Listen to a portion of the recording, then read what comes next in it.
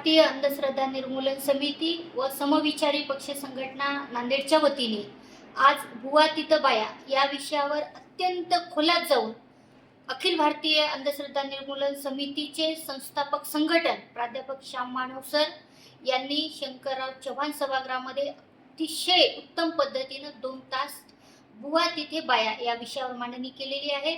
खरात सारख्या बाबाला स्त्रिया का फसतात हे अगदी राम रहीम पासून आसाराम पासून ते खरात पर्यंत खोलात जाऊन महिलांचं शोषण का होते, महिला या विषयाला बळी का पडतात, या पलीकडे जाऊन अंधश्रद्धा निर्मूलन समितीचे काही जादूटोणा विरोधी कायदे सुद्धा आहेत, परंतु त्या कायद्याचा नीट अभ्यास नसल्यामुळे सुद्धा आपलं महिलांचं लैंगिक शोषण होऊन आपण याला बळी जातो, परंतु तक्रार करण्यास मात्र आपण हलगर्जीपणा करतो, आपल्याला भीती वाटते.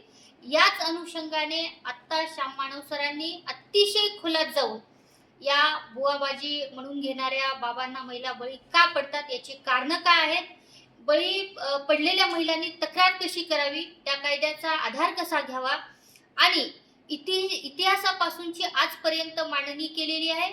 यामुळे नक्कीच एकीकडे जादूटोणा विरोधी कायदा कडक करा अशी मागणी आमच्यासारखे सामान्य कार्यकर्ते करत असताना, दुसरीकडे मात्र बुवा तिथे बाया किंवा खरात सारख्या बाबाला बळी का महिला पडतात, कोणती यामागे कारण आहे, त्याचा प्रचार आणि प्रसार होणे महाराष्ट्रामध्ये अतिशय गरजेचं आहे. ते प्रबोधन आज नांदेडमध्ये प्राध्यापक श्याम मानव सरांनी केलेलं आहे.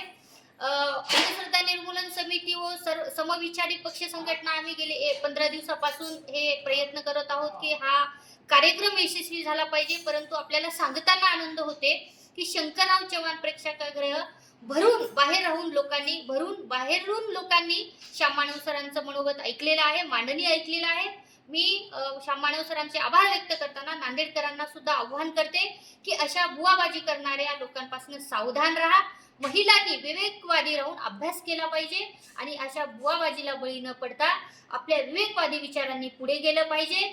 बुवाबाजी काही नसतं हे पुन्हा एकदा सरांनी सिद्ध करून दाखवलेले पुरावे सुद्धा या ठिकाणी मांडलेले आहेत. धन्यवाद.